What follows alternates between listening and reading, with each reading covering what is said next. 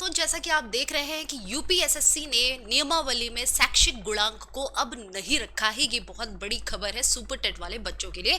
जो बच्चे super TET के एग्जाम में बैठने वाले हैं तो उनमें खलबली मच गई होगी। ठीक है, कुछ बच्चे इस बात से बहुत ज्यादा खुश भी होंगे, कुछ बच्चे इस बात से बहुत ज्यादा निराश भी होंगे कि भाई एकेडमिक्स में उनके परसेंटेज ज्यादा हैं तो उनको चांसेस था कि भाई हमारा तो सिलेक्शन हो ही जाना है, क्योंकि एकेडमिक्स का जो गुणांक लगेगा वो उनके लिए फायदेमंद था। कुछ बच्चों के लिए ये फायदेमंद नहीं था तो वो खुश होंगे। यहाँ पर हम बात कर रहे हैं नियमावली की। जो नई नियमावली आई है उसमें क्या होगा, तो यहाँ पर देख लीजिए कि शैक्षिक गुणांक जो है वो नहीं होगा और बेसिक शिक्षा में अध्याचन में ये चीज जो है दर्शा दी गई है। क्लियर तरीके से स्पष्ट रूप से ये चीज उन्होंने कह दी है। आइए देखते हैं। देखिए यहाँ पर बिल्कुल ये ऑथेंटिक खबर है, ये कोई फालतू की बकवास नहीं है। यहाँ पर आप देख सकते हैं कि यूपीएसएससी नियमावली में शैक्षिक गुणांक नहीं होगा शामिल। बेसिक शिक्षा ने अध्याचन में ये चीज बिल्कुल क्लियर दर्शा दी है। यहाँ पर देख लीजिए, जिन पदों पर केवल लिखित परीक्षा के आधार पर चयन होना है उसमें चयन की कार्यवाही 360 अंकों की लिखित परीक्षा के आधार पर की जाएगी, जिसमें 120 प्रश्न होंगे और उसी की श्रेष्ठता सूची से चयन प्रक्रिया की जाएगी।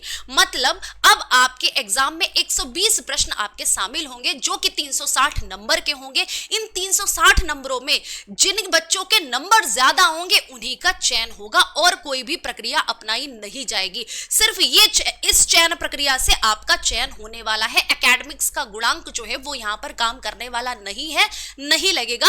तो ये बच्चे अपने दिमाग में रख लेना कि एकेडमिक्स जो हाई स्कूल, इंटर, ग्रेजुएशन में आपने जो मार्क्स प्राप्त किए हैं उनका अब कोई यहां पर उपयोग नहीं होने वाला है।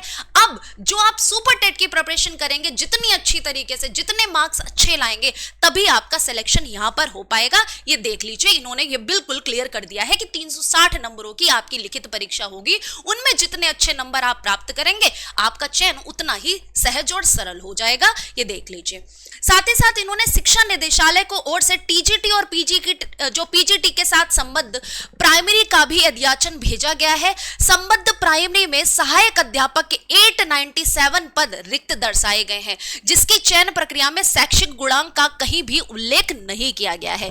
यहां पर भी चयन प्रक्रिया में शैक्षिक गुणांक का उल्लेख कहीं पर भी नहीं किया गया है। कितने पद आने वाले हैं, तो 11,508 पदों की रिक्तियां बेसिक शिक्षा परिषद ने आयोग को भेज दी है। तो जल्द ही आपकी 11,508 पदों की जो रिक्तियां हैं वो आने वाली है। तो सुपर टेट वाले बच्चे, जो बच्चे प्रिपरेशन कर रहे हैं, कमर कस लीजिए और बढ़िया तरीके से तैयारी शुरू कर दीजिए, क्योंकि अब आपके पास बहुत ज्यादा समय नहीं रह गया है। साथ ही साथ एक चीज आपको बहुत अच्छे से पता होगी कि 2019 के बाद 2026 में सुपर टेट आ रहा है, तो बहुत सारा बच्चा आपको कंपटीशन देने के लिए बैठेगा। ठीक है, अगर आप चाहते हैं कि कंपटीशन में आप भीड़ से अलग रहें और आगे रहें तो आपको तैयारी भी बहुत ही अलग तरीके से और बहुत ही अच्छी तरीके से करनी पड़ेगी।